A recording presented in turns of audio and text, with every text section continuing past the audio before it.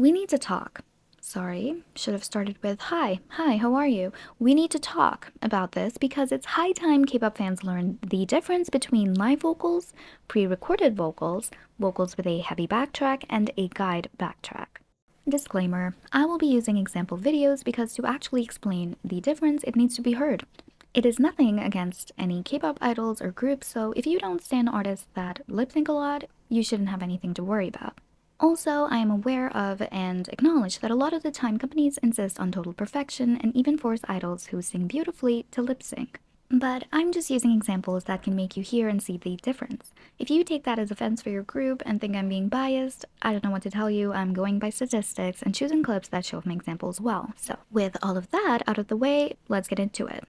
Most K-pop fans actually can't tell the difference between live vocals, pre-recorded vocals, and backtracks. And you know what? It's not their fault because the K-pop industry doesn't want you to know that. You think someone is singing live, but that mic could be off, while their 10 out of 10 studio recorded vocals are blasting through the speakers.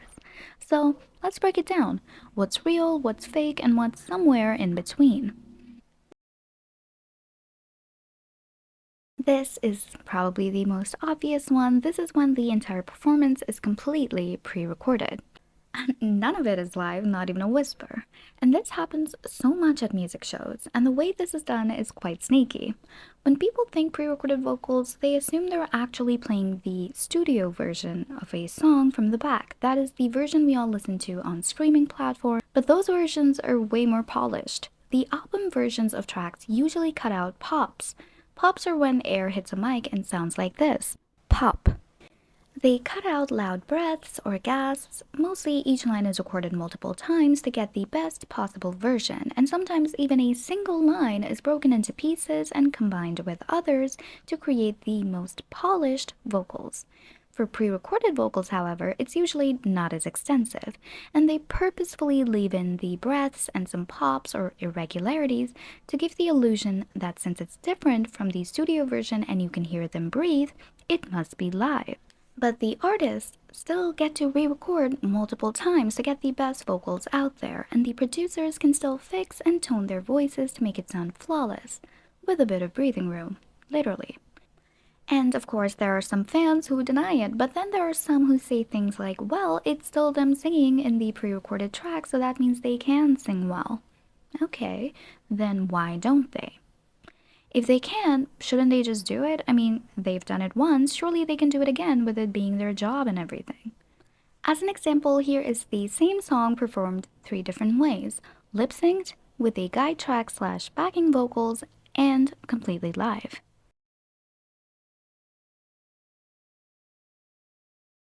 Hey, what did you do to my mind?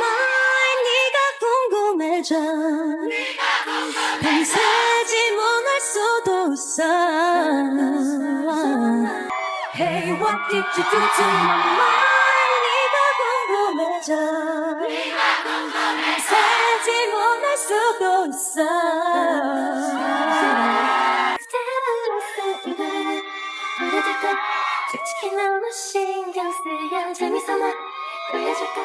Now, on paper, if you were to see which performance technically had the best vocals, maybe it would be the pre-recorded ones, but personally, I prefer the live vocals, even if they may be shakier, sometimes out of breath, or trailing off.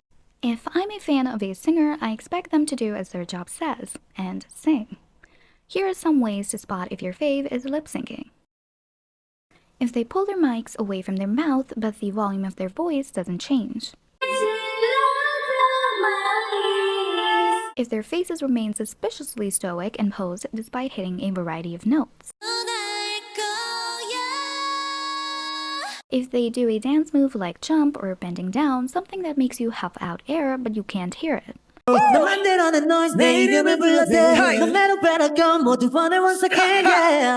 No matter how good of a singer you are, a human body is still a human body. If you do certain dance moves, they will knock some wind out of you and you'll be able to hear it. That's not on being a bad vocalist, that's on having organs. When the singers sound polished and pitch perfect, like their voice is interlaced within the track, but then the rap part comes in and suddenly the voice is louder, rougher, and sounds like it's in front of the actual track.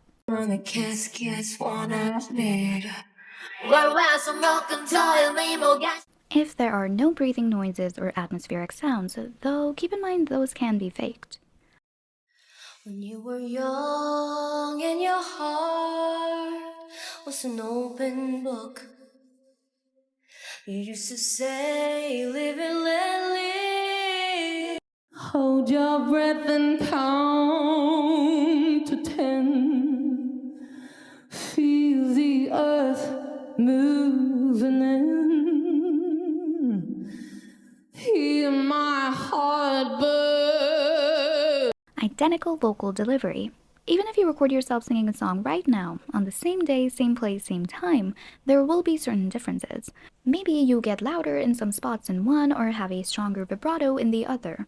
It is impossible to create an exact copy of your delivery, so if you hear that, an identical inflection or ad-lib, clock it. And no, this does not mean that if they sang the right note both times, it must be copying. They're supposed to do that. It's more about identical vocal delivery when it comes to ad-libs and inflections. You are not witnessing vocal consistency, you're hearing an MP3 file. You know I'm selfies, yachting on them baddies. You know I'm selfies, yachting on them baddies. You know I'm selfies, yachting on them baddies. You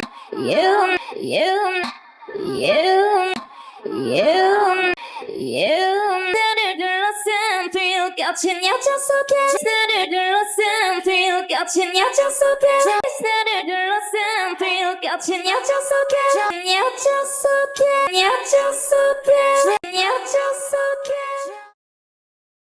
Now, this one is trickier because it sounds live. There's breathing, there's differences. You can hear them yell out, make some noise every now and then, until you realize you're barely hearing the actual person sing the song.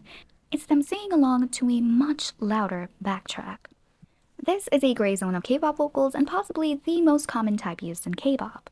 The idol's mic is technically on, but what you're mostly hearing is a very loud, very clean backtrack, doing all the heavy lifting. This method is super common, especially in high choreo performances, and it's easy to get fooled, maybe because they'll throw in a few breath sounds, maybe yell, come on, or let's go, between lines, and suddenly it's like, see, the mic's on. Now, it's very understandable why this is so common because these idols have to dance, usually pretty strenuous choreographies, sometimes maybe not so much. But heavy backtracks give idols a safety net. If they miss a note or lose their breath, the track covers for them. It creates the illusion of consistency and power, even when the real vocals underneath are shaky, tired, or barely there at all. But now, it's becoming a crutch. And to be clear, using some backtrack isn't really an issue. I would say guide tracks, which we will discuss later, are completely okay. That's normal. It's the volume and dominance of the backtrack that starts to feel a little like cheating.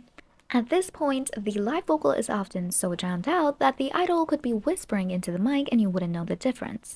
What's worse? Well, some groups are now using heavy backtracks as a defense against lip-sync allegations. The backtrack is just loud enough to fake vocal power, but quiet enough to claim that they're singing it live. This is lip-syncing with a bow on top to protect from lip-sync allegations. Some quick signs to recognize a heavy backtrack. You will often hear two voices on top of each other, and usually the quieter one that you can barely discern is the one that's live. Or when they pull the mic away and somehow the stronger voice stays, but the weaker second voice isn't there anymore. Undress me on the way to perfection, yeah, underneath. Falling fast, been listening, wanna take it up. I know I need more. Or when their vocals sound really good, but then they speak into the mic or shout something out to hype up the crowd and it is all breathy and shaky. Usually, singing is harder to do than talking.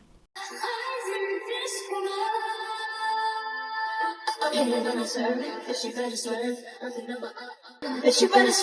Nothing on my alright. Focus on my mind. Take it my time. I'm a new I started going high. You want this? I'm a new I started going high. You want this?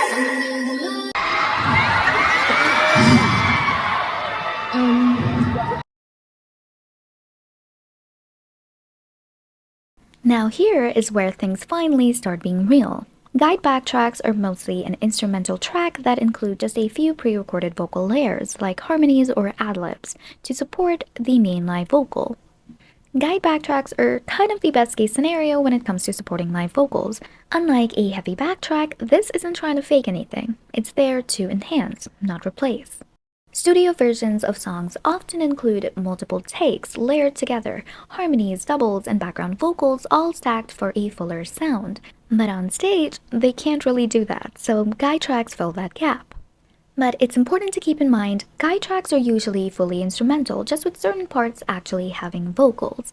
If you're curious, just look up a karaoke or instrumental version of your favorite song that says, with backing vocals. That's basically what a guide track sounds like. Mostly music, just a few ghost vocals floating in the back. Play me slow, push up on this funk and give me a miracle. You know that all night long we flock to this. Screaming, I testify this loving. All night long we flock to this. Screaming, I testify that we're survived the test of time that can't deny your love. Bringing us to the top of the pyramid, actual live vocals. No tricks, no overlays, no pre-recorded safety net doing the heavy lifting. Just the idol, the mic, and whatever comes out of their mouth in that moment. It's raw, it's risky, and honestly, very rare. In K-pop, with all of the lip-syncing and layers of playback, live vocals are like spotting a unicorn. Sometimes a little breathy, sometimes a little shaky, but that's the point. It's real. It's usually done with a live band instead of a track playing in the background, and usually occurs at concerts, where idols are free to be a little imperfect. So, how to spot live singing? When they're fooling around or laughing, you can actually hear it. When they dance hard, you can hear it. Welcome to Brazil. 이 세계 어디서나 또는 노래하네. El mariachi, el mariachi, el mariachi. 이런 노래야? El mariachi. 아 이런 노래야?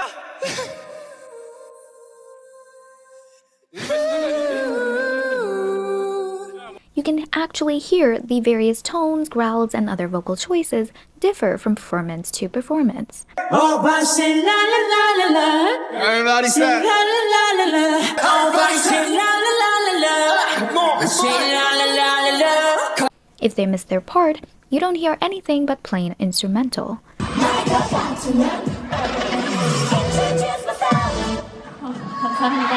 But even idols who can sing live are often scared too, because the second they have one bad day, one off-key moment, it gets clipped, posted, and turned into a viral takedown. Suddenly they're flopping, exposed, overrated.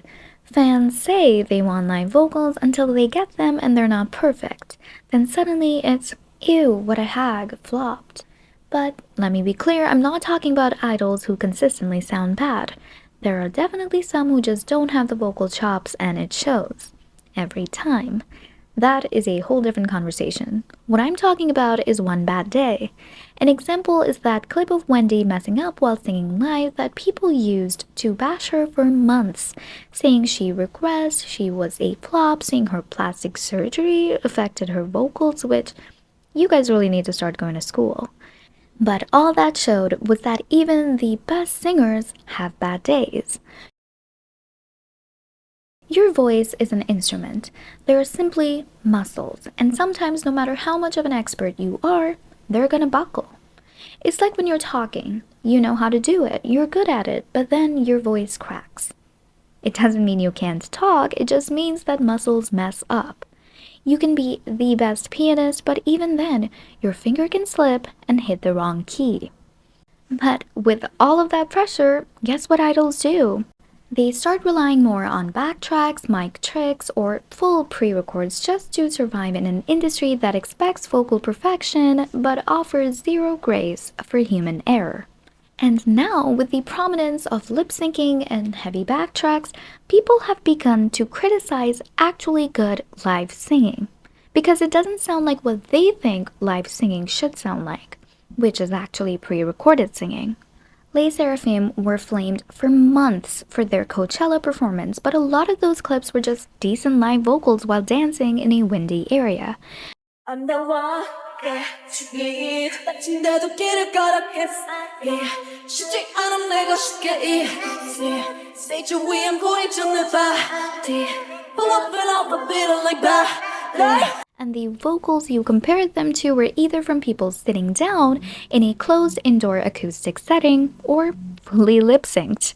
We've created a standard where fake vocals are the norm and real ones get labeled bad just because they sound human. And another issue with lip syncing all the time is that anyone can become a singer. What is talent anyway? If someone can debut, perform on music shows, go on world tours, and win awards without singing live, then what does it even take to be a singer now? Because with all of the tech doing the work, backtracks, tuning, mic filters, pre-recorded everything, anyone can become a singer. As long as you've got the look, the fan base, and the PR machine. The vocals can be edited in later. Pre-recorded studio vocals can be called live, and your fans will eat it up. So where does that leave the people who actually trained for years to control their breath, strengthen their tone, build vocal stamina? If we treat talent like it's optional, as long as the product sounds clean, then what are we even applauding? And lastly, fans being deceived. Let's be real, when idols lip sync or lean entirely on a polished pre-recorded track and no one says anything, that's deception. Because the performance is being marketed as live. The mic is supposed to be on. They're making faces like they're straining to hit the note, but they're not even really singing. And the worst part is that a lot of fans don't even know they're being fooled.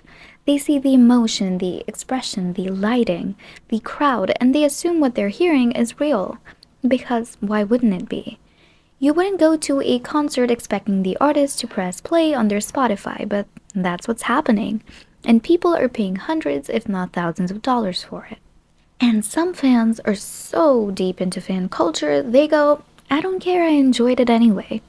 You enjoyed a musical concert, a singing show, without the singing?